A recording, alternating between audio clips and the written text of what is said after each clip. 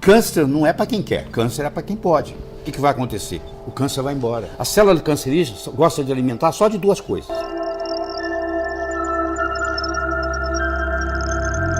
É um assunto extremamente sério, né? Porque vai ser logo a principal causa de morte no mundo. Está em segundo lugar, só perde para a doença cardiovascular.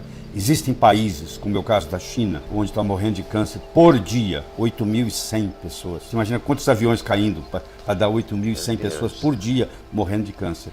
E a previsão é que nas próximas 2 décadas vai ser a principal causa de morte no mundo. Nos últimos 5 anos, continuou aumentando e a morte aumenta mais ainda. Os principais cânceres no Brasil o primeiro é o de pele, só que não mata. Só tem um tipo de câncer de pele que mata, que é o melanoma. Se você não cuidar, dá metástase. Depois que dá metástase é complicado. Só que o melanoma representa menos de 10% dos cânceres de pele, mas é responsável por 90% das mortes de câncer de pele. Aí depois vem próstata, vem mama, vem pulmão e vem colo retal. Câncer de próstata, ele é muito comum, mas ele é muito menos agressivo que o câncer de mama. O câncer de mama mata mais do que o câncer de próstata. Câncer de próstata hoje, inclusive, a pessoa que está mais de 65 anos de idade, a tendência no mundo, no primeiro mundo, é não fazer mais nada. Você não opera, não faz nada, porque todo mundo vai ter câncer de próstata. Eles fizeram um estudo em indivíduos que morreram de outras causas, acidente, etc., com 90 anos ou mais, todos os indivíduos com 90 anos ou mais que morreram de outras causas e que por qualquer razão fizeram autópsia, todos tinham câncer de próstata. Ou seja, um homem com 90 anos de idade tem câncer de próstata, garantido. Ele não pode não morrer por causa dele, mas vai morrer com ele. Eu diria que tem 3 fatores importantes. O primeiro dele é a desnutrição. Nós estamos todos comendo errado. O Homo sapiens está no planeta Terra há 6.000 gerações. Dessas 6.000 gerações, 5.998, a gente não comia carboidrato. Porque você imagina o nosso ancestral há 12.000 anos atrás. Ele não tinha agricultura. Ele não plantava milho, ele não plantava soja, ele não plantava trigo. Ele era nômade. Amanhã de manhã ele vai estar em outro lugar. Ele não pode esperar a plantação. Ele vai pegar a fruta. Que fruta? A fruta, quando eu tenho um pé de jabuticaba no meu apartamento, eu nunca comi o jabuticaba. Quando ela começa a amadurecer, o passarinho vai lá e come. Ninguém vai comer a jabuticaba verde. E quando ela começa a amadurecer, o passarinho descobre antes que você. Então nem fruta você tinha acesso. O que você fazia? Você caçava, você pescava, você vivia de fruto silvestre quando você achava. E você matava o bicho, a presa, tirava as entranhas dela, levava para casa e deixava a carcaça magra para os predadores comerem à noite. Essa era a nossa alimentação. De repente muda tudo, entra a agricultura, entra uma monocultura, que o cara só planta milho, o outro só planta soja, o outro só planta feijão.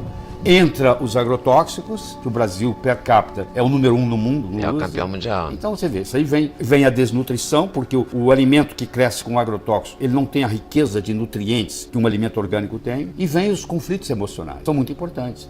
Por exemplo, uma pessoa... O estresse também. Então, o estresse, né? De várias formas diferentes. Por exemplo, a mãe que perde um filho, aí depois ela aparece 2 anos depois com câncer de mama, ou com câncer de útero, ou com câncer de ovário. Isso tem uma relação muito forte. É o indivíduo que é sequestrado, que é assaltado, que é espancado, aí ele aparece com câncer. Então o conflito emocional, o estresse pós-traumático que a gente chama, né? Então às vezes você põe por debaixo do tapete. Parece que não tem nada, você não tem problema nenhum, a vida continua. Só que aquilo ali fica te corroendo por dentro, e aquilo ali... Quando eu faço o somatório, o problema da nutrição é errado. A intoxicação, porque nós vivemos num oceano de toxinas. O ar está contaminado, o solo está contaminado, tudo contaminado. E ainda vem em cima de tudo isso um conflito emocional, aí pronto. É o quadro perfeito, é o cenário para o câncer se instalar. E, por incrível que pareça, o câncer, na forma clássica, eles acreditam que ele é um componente genético. E enquanto eles estiverem acreditando isso, não vai ter solução. Porque o câncer é uma doença metabólica, onde a célula, para não morrer, ela muda o seu estilo. Ela usava o oxigênio para respirar, e como a mitocôndria está lesada, ela agora passa a usar a fermentação para sobreviver. E como produto final disso, gera uma coisa chamada ácido lático, que vaza para o exterior da célula e danifica o tecido vizinho. E a célula cancerígena, ela tem uma das características dela, ela gosta de viajar, ela gosta de migrar, ela gosta de pegar carona no sangue e na linfa e criar um campo avançado, que chama metástase. Então assim que der chance, ela vai migrar. Então vem aqui o que a maioria das mortes que ocorrem no câncer é por metástase, né? Enquanto não tem metástase, o tumor está localizado. Mas o quadro é muito triste, o sofrimento é muito grande. A maioria tem mais medo, a maioria tem mais medo do tratamento do câncer do que do câncer, do que da doença propriamente dita. Porque você perguntar para um cara com câncer, qual o maior medo que você tem? O maior medo que eu tenho é da quimioterapia. Qual o seu segundo maior medo? É de ser abandonado pelo médico e pela família. Qual o seu terceiro maior medo? Morrer. Já fizeram essa estatística. 40% das pessoas estão preocupadas com a quimioterapia, entendeu? A molécula da saúde chama-se óxido nítrico, que é um gás, que fora do corpo é um veneno. Por isso que demorou tanto tempo para descobrir. Mas que dentro do corpo é muito importante. Envelhecer é perder óxido nítrico. À medida que você envelhece, você vai perdendo. E o óxido nítrico ele é produzido de duas formas. Até os 40 anos de idade, você produz o óxido nítrico usando um aminoácido chamado arginina. A partir dos 40 anos, isso para de funcionar. Você tem que produzir de outra forma. E como é que produz? Na sua língua, no dorso da sua língua, tem uma microbiota, tem bactérias. Você ingere nitratos. Esses nitratos, por exemplo, vegetais têm muito nitrato. Tudo que é verde tem nitrato. Esse nitrato, na sua língua, é transformado em nitrito. Esse nitrito é ingerido, ele cai no estômago, ele vai virar óxido nítrico. Se eu faço esses enxaguantes bucais, eu perturbo a minha flora bucal. E eu destruo essa microbiota que existe na língua. E agora eu não tenho mais capacidade de transformar nitrato em nitrito para formar óxido nítrico. Então, eu começo a usar enxaguante bucal, escuta essa. Em um mês, eu estou com a pressão alta. Aí ninguém descobre, mas por que essa pessoa tem pressão alta? E o médico vira de cabeça para baixo e não consegue encontrar nada. E às vezes é o uso do enxaguante bucal, para você ter uma ideia. Tem as brássicas, que são chamadas crucíferas. Repolho, couve-flor, nabo, couve de Bruxelas, brócolis. Essas verduras, elas têm uma substância chamada indol 3-carbinol, que desvia o metabolismo do hormônio para não causar o câncer de mama. Então, uma pessoa que tem um polimorfismo genético do BRCA1/2, ela pode fazer igual a Jolie, tirar as mamas, ou ela pode se propor a fazer uso 2, 3 vezes por semana de uma crucífera. Brócolis na segunda-feira, couve-flor na quarta, sei lá. Aí ela vai ter essa substância indol 3-carbinol constantemente no corpo e não vai desenvolver. E vale para os homens também, vitário de próstata? Vale para os homens, porque também tem homem também que tem polimorfismo do BRCA1/2 e no caso do homem tem predisposição a câncer de próstata. Quando você tem um intestino saudável, você tem um sistema imune forte e você está mais ou menos vacinado contra câncer. Procurar aqueles alimentos que você tem alergia ou hipersensibilidade. Tem que fazer aquele exame que tem 200 Hoje alimentos. Tem um exame que faz 240 alimentos, é um exame alemão também. Faz no Brasil, não? Faz, tem 2 ou 3 lugares. Faz em São Paulo, faz no Rio, tem lugares no Brasil que faz. Aí às vezes você fala assim, mas como é que pode? A comida que eu mais gosto é essa, o cara adora ovo, vai ver que o ovo está dando problema, entendeu? E aí isso está estimulando o sistema imune o tempo todo e isso acaba enfraquecendo o sistema imune. O modo como você dorme, por exemplo, hoje a poluição eletromagnética é muito grande. Pelo amor de Deus, não carregue o seu celular no quarto que você dorme. O dieta cetogênica é o seguinte, você não pode comer carboidrato. Zerou o carboidrato. Zerou o carboidrato. Você tem que diminuir, em parte, a quantidade de proteína que você come.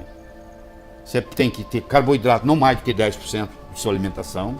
Você tem que ter proteína não mais do que 15% da sua alimentação. Porque a proteína, 15 a 20%, a proteína, muita gente não sabe disso, o corpo tem um mecanismo chamado gliconeogênese.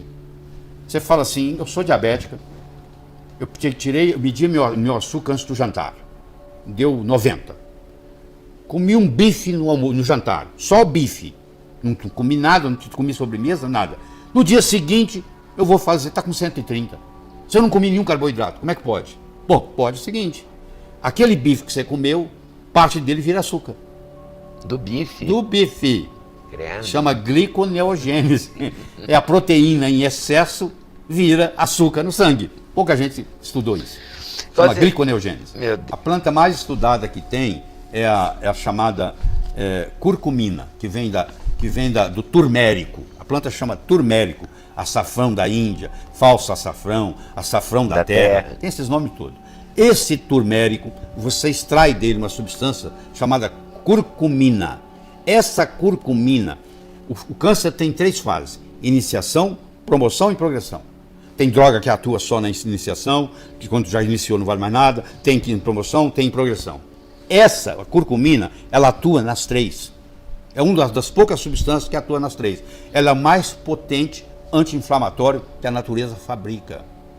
Então você jogar no almoço e no jantar curcumina no seu arroz, no seu feijão, na Índia, eles fazer comem... o frango com o curry.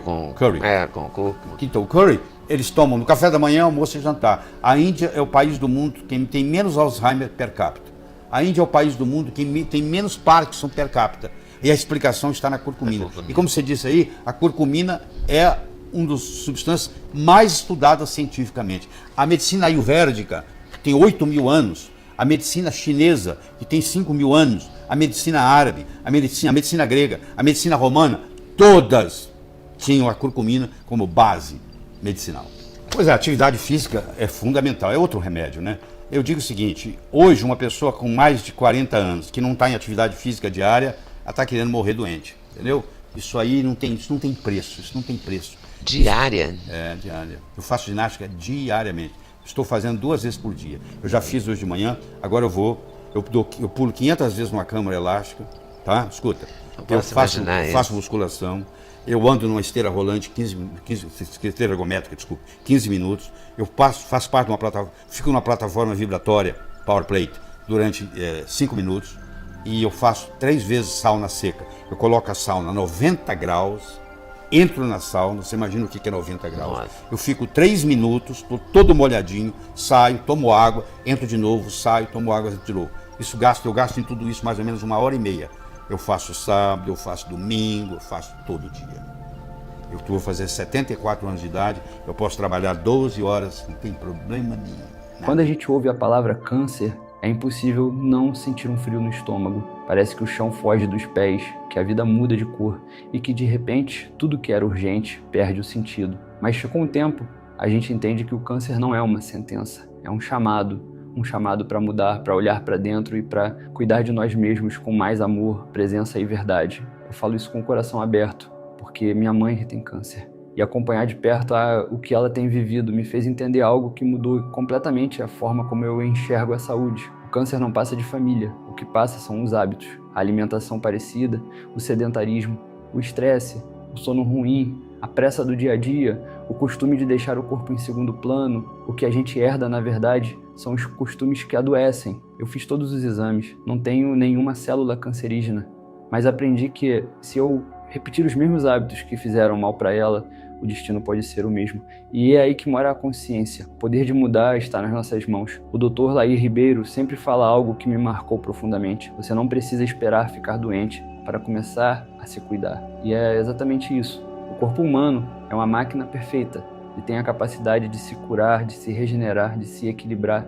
Mas ele precisa que a gente pare de atrapalhar esse processo. E a primeira coisa a fazer é parar de colocar veneno para dentro. A base de tudo é a alimentação. Se você quer vencer o câncer ou se proteger dele, precisa entender que o açúcar alimenta as células cancerígenas. É duro ouvir isso, mas é a verdade. Cortar o açúcar não é sacrifício, é ato de amor próprio, é dizer para o seu corpo, eu quero te ver bem, eu quero te ver forte. Outro vilão é o glúten. O glúten inflama o intestino, dificulta a absorção de nutrientes, enfraquece o sistema imunológico. E sem imunidade, o corpo não tem defesa. Por isso, se puder, tire o glúten da sua vida. Substitua o pão branco e as massas e comece aos poucos. Troque por versões sem glúten, como a panqueca de aveia, a mandioca, o inhame. Cada pequena troca é uma vitória silenciosa dentro do seu corpo. O Dr. Lair Ribeiro explica também a importância da dieta cetogênica, uma alimentação rica em gorduras boas e pobre em carboidratos. Por quê? Porque as células cancerígenas se alimentam de glicose. Elas precisam de açúcar para sobreviver. Quando você reduz os carboidratos, essas células perdem o combustível e aos poucos elas enfraquecem. O corpo começa a usar gordura como fonte de energia e essa mudança metabólica ajuda a recuperar o equilíbrio interno. Alimentos como abacate, azeite de oliva, coco e peixes gordos passam a ser grandes aliados. Junto com isso, a cúrcuma, o açafrão da terra, entra como um verdadeiro remédio natural. Se existe um tempero que vale ouro, é a cúrcuma. Ela tem um composto chamado curcumina, que combate inflamações, fortalece o sistema imunológico e ajuda o corpo a eliminar células doentes. E o melhor de tudo, é simples de usar. basta polvilhar um pouco de cúrcuma sobre a comida no almoço e no jantar. Não precisa exagerar, não precisa complicar. Com o tempo, o corpo agradece. E a diferença vem de dentro para fora. Mas não é só alimentação. Dormir bem é essencial. O corpo se cura enquanto dormimos. Durante o sono profundo, o sistema imunológico é ativado, o fígado trabalha na desintoxicação e o cérebro se reorganiza. Criar uma rotina de sono é parte do tratamento. Dormir no escuro total, evitar telas antes de deitar e respeitar os horários do corpo é tão importante quanto qualquer remédio. Claro, fazer atividade física. Não precisa correr uma maratona, nem passar horas na academia. Basta se movimentar, caminhar, alongar, fazer algo que te dê prazer. O movimento faz o sangue circular, oxigena o corpo e ajuda a limpar as toxinas. É o movimento que faz a vida continuar fluindo dentro de nós. Outro hábito que parece simples, mas muda tudo, é beber água da forma certa. O corpo precisa de água para funcionar bem, para limpar, para regenerar. Comece o dia com água morna com limão. Ela ajuda o fígado, estimula o intestino e prepara o organismo para absorver melhor os nutrientes ao longo do dia. E aqui vai um lembrete que vale ouro. O câncer não é uma sentença genética, é um reflexo ambiental. Ele se manifesta quando os nossos hábitos e o nosso estilo de vida criam o terreno ideal para isso. Se mudamos o terreno, mudamos o resultado. Então, se alguém na sua família tem câncer, como a minha mãe, não viva com medo, viva com consciência. Porque você não herdou a doença, você herdou a oportunidade de fazer diferente. Cuidar do corpo é cuidar da vida. E a vida quer continuar. O que o câncer mais ensina é que o corpo fala e a alma grita quando a gente não escuta.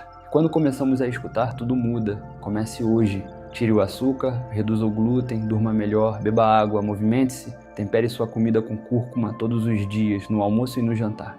Não subestime o poder das pequenas ações diárias. É nelas que mora a cura silenciosa. Não é sobre lutar contra o corpo, é sobre voltar a ser aliado dele, porque o corpo quer viver. E quando você cuida dele com amor, a vida responde com gratidão. Se você gostou desse vídeo, se inscreva no canal Natureza que Cura, compartilhe com alguém que precisa ouvir isso e conte para mim nos comentários o que achou. A sua participação ajuda muito a espalhar essa mensagem e a fortalecer essa comunidade que acredita na força da natureza e do corpo humano.